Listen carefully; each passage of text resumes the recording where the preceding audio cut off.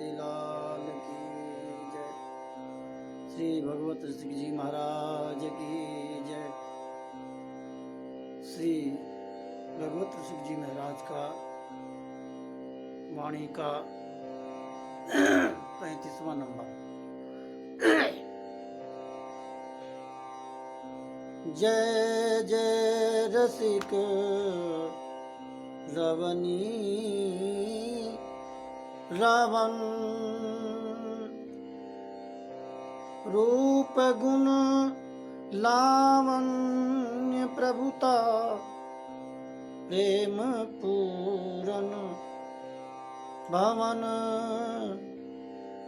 विपति जन की बानी बेको, तुम बिना कहु कवन, हरहु मन की मलिनता, व्यापै न माया पवन, विषय रस इंद्रिय जीरन, अति करावहु बवन, खोलिए हिय के नयन, खोलिए हिय के नयन, तरसे सुखद बन अमन, चतुर चिंतामणि दयानिधि, चतुर चिंता मणि दयानिधि, दुसह दारिद दवन, मेटिए भगवत व्यतासी, मेटिए भगवत व्यथा हसी, बेटिए तजी ममन, जय जय रसिक रवनी रमन। श्री भगवत सिंह जी महाराज श्री बिहारी जी एवं श्री राधा रानी की प्रार्थना करते हैं। कहते हैं जय हो रसिक रवनी रमन। रमनी माने राधा रानी, रमन माने बिहारी जी। रसमय स्वरूप धारण करने वाले दोनों रसिक प्रिया प्रीतम आपकी जय हो, जय हो, जय हो। रूप गुण लावण्य प्रभुता, प्रेम पूर्ण भवन। रूप की पराकाष्ठा, गुण की पराकाष्ठा, लावण्यता की पराकाष्ठा और प्रभुता की पराकाष्ठा, पूर्ण प्रेम, प्रेम पूर्ण भवन तथा प्रेम के पूर्ण रूप से भवन आप भंडार हो। रूप गुण लावण्य प्रभुता प्रेम पूर्ण भवन, पूरा आपके संपूर्ण रूप सौंदर्य है, संपूर्ण गुण है, संपूर्ण लावण्यता है और संपूर्ण ऐश्वर्यता प्रभुता भी है और पूर्ण प्रेम भी है। उसके भवन हुआ, आपके भीतर सारी वस्तु विराजमान है। अच्छा, एक बात है कि विपत्ति जन की भान बेको, जो लोग विपत्ति में पड़े हुए हैं उनकी विपत्ति को टारने की शक्ति भी आप में है। तुम बिना कहूं कौन, कवन माने कौन, तुम्हारे बिना कौन उन भक्तों की विपत्ति को टालेगा। विषय हरऊ मन की मलिनता, हरऊ मन की मलिनता।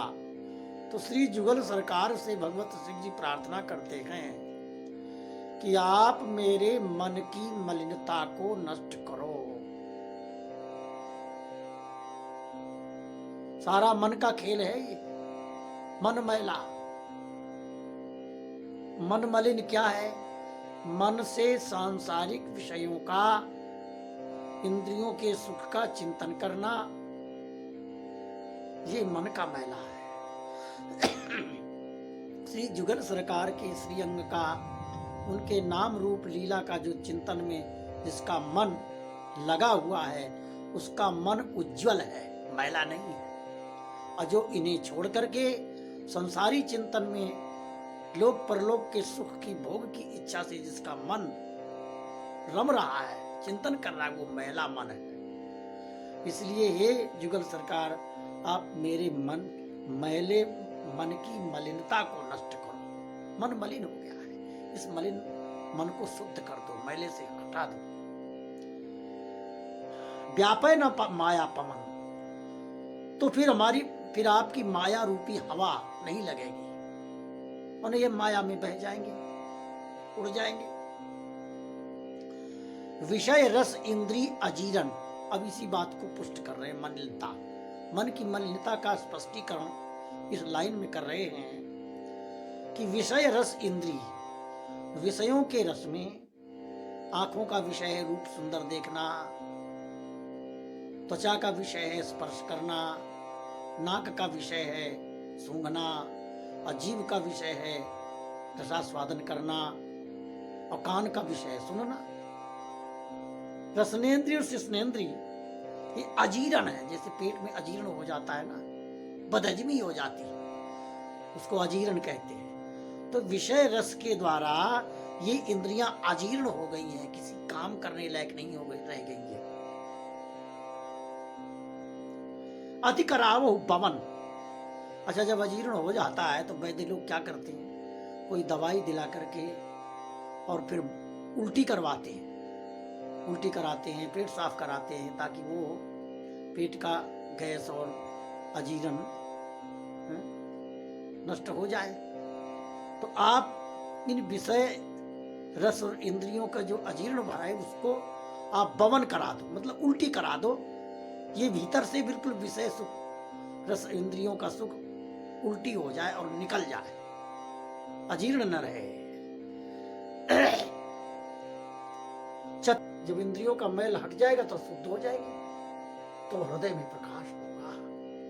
उसके लिए आपको कृपा करनी पड़ेगी, क्या? खोलिए ही के नयन, और इसके बाद फिर हृदय के नयन खोलो। भगवत नित्य विहार नयन शंकर का तीजा, जाति वर्ण कुल कर्म धर्म राखत नहीं पीजा। नित्य विहार नयन शंकर का तीजा, ये प्रिया प्रीतम का नित्य विहार ही भगवान शंकर का तीसरा नेत्र है। तीसरे नेत्र का तात्पर्य दिव्य नेत्र है।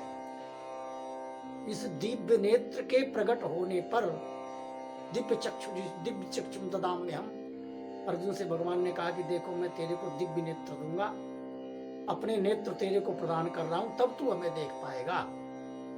तो इसी प्रकार से हे जुगल सरकार, आप हमें दिव्य नेत्र प्रदान करिए, जिसके द्वारा आपके नेत्रों से ही मैं आपको देख सकूं।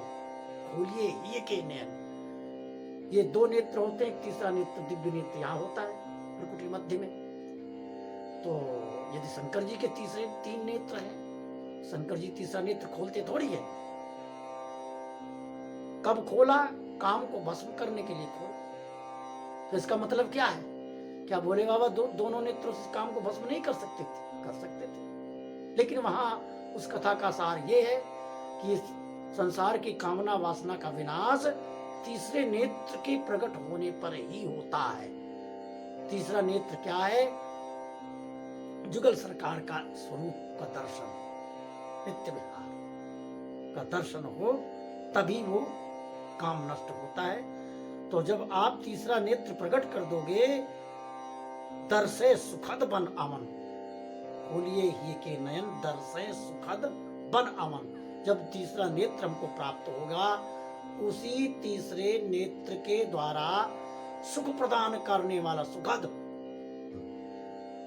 सुख देने वाला, सुख दामाने देने वाला, जिससे सुख प्राप्त होता है, ऐसा जो दिव्य वृंदावन, अपराकृत वृंदावन है, इसी वृंदावन वो दिव्य वृंदावन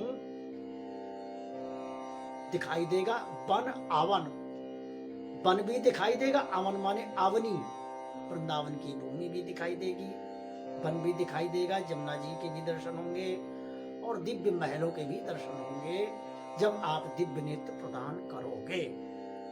इस प्रकार तभी हमारी चिंता नष्ट होगी, हमारी व्यथा। चिंतामणि दयानिधि, हे श्यामा श्याम, आप चतुर हो, चिंता भक्तों को चिंतामणि के रूप में हो, सबकी चिंता नष्ट करने वाले हो, दया के सागर हो।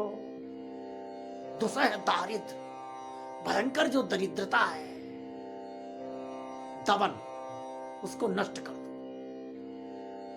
दुसह दारिद्र दमन, दरिद्रता क्या है? सबसे बड़ी संपत्ति नारायण स्मृति। श्यामा श्याम के नाम का स्मरण सबसे बड़ी संपत्ति है। हमारी दंपति संपत्ति के लिए, हमारी निधि, भक्तों की निधि, संतों की निधि, रसिकों की निधि संपत्ति होती है भगवत नाम स्मरण। और भगवत नाम स्मरण विस्मरण हो जाए तो बहुत बड़ी दरिद्रता है। जब भगवत नाम रूप लीला ध्यान से मन बिल्कुल हट जाए तो हम लोगों को समझना चाहिए कि अब ये दरिद्रता हमारे भीतर प्रवेश कर गई है। और दरिद्र व्यक्ति, दरिद्र मतलब धनहीन, संसार में जब किसी के पास धन नहीं होता, संपत्ति नहीं होती, वो बेचारा कितना दुखी होता है, एक एक पैसे के मारे कितना कष्ट भोगता है। तो ये दरिद्रता, जो नाम रूप लीला का चिंतन स्मरण छूट जाए, जिसका छूट जाए वो दरिद्र है परमार्थ के क्षेत्र में, भक्ति के क्षेत्र में। इसलिए इस दरिद्रता का दमन कर दो, ये दरिद्रता नष्ट हो जाए, आपका स्मरण न छूटे, आपका ध्यान न छूटे, नाम रूप लीला धाम रूपी संपत्ति हमारे मन में भीतर बनी रहे। मेटिए भगवत व्यथा, इस भगवत रसिक की व्यथा को, हमारे कष्ट को, मेरे दुख को, मेरी तकलीफ को, मेरी विपत्ति को, हे नाथ, हे जुगल सरकार, हम आपकी शरण में हैं, आप मेरी इस व्यथा को नष्ट करिए, मैं बहुत दुखी हूं। हंस और हंसिए, व्यथा भी मेटिए और सामने प्रकट हो जाइए, क्योंकि बिना आपके प्रकट हुए और बिना आपका सुंदर मुख दर्शन किए व्यथा मिटना असंभव है। तो आप जब हंस जाओगे तो हमारा मन आपका नाम रूप लीला धाम में टिक जाएगा। तो आपके नाम रूप में टिकते ही और सारी व्यथा अपने आप ही नष्ट हो जाए। बिना आपके हंस के दर्शन किए बिना ये व्यथा नष्ट होने वाली नहीं है। भेटिए तज मौन, और जो आप मौन रहते हो ना, श्री पीताम्बर देव जी महाराज कहते हैं, हे गुरु पिता इन्हें समझाओ, मेरो इनको मान बनाओ, सपने में जो दिखे काई, मोहि देख मूर्ति वही जाई। हे गुरु पिताजी, इन बिहारी जी से कम समझाओ तो सही। निज कन्या को हत्या दई, अपनी कन्या को इनके साथ ब्याह करके और हत्या ले ली मोल। ठाड़ो रहे न बोले मोन, बोल खोले नैन, ये खड़े रहते हैं और बोलते नहीं हमसे। मौन धारण कर रखा, हमारी कौन सी हमसे चूक पड़ गई है, कौन सी गलती पड़ गई जो बोलते नहीं है। तो श्री भगवत सिंह जी महाराज उसी भाव को कहते हैं, पीताम्बर देव जी के भाव को प्रदर्शित कर रहे हैं कि भेंट हंसी भेटिए तज ममन, हंस करके आप अपने बाहु के द्वारा हमें प्रगाढ़ आलिंगन प्राप्त करें, दिलाएं और मौन छोड़ दें, बोलना चालू कर दें हमसे, ताकि हमारा मन शुद्ध हो जाए, चित्त निर्मल हो जाए, मेरी चिंता नष्ट हो जाए, हे दया के निधान, दरिद्रता नष्ट हो जाए। ये सारी उपरोक्त जितनी विपत्तियां हैं, ये आपके हंस जाने से, आपके भेंट जाने से, आपके स्पर्श से सारे कष्ट नष्ट हो जाएंगे। जय जय रसिक रमणी रमन, जय हो रसिक रमणी रमणी रमन, आपकी जय हो, जय हो। यहाँ जय हो से तात्पर्य है या प्रार्थनात्मक है, विनती है, प्रार्थना है, स्तुति है, मना रहे हैं कि आप हमारी इस विपत्ति को नष्ट करो, क्योंकि सबसे बड़ी विपत्ति भगवत की स्मृति ही सबसे बड़ी विपत्ति है। और अपना मौन त्याग दो, हमसे कुछ बोलो, कहो, बोलो वृंदावन बिहारी लाल।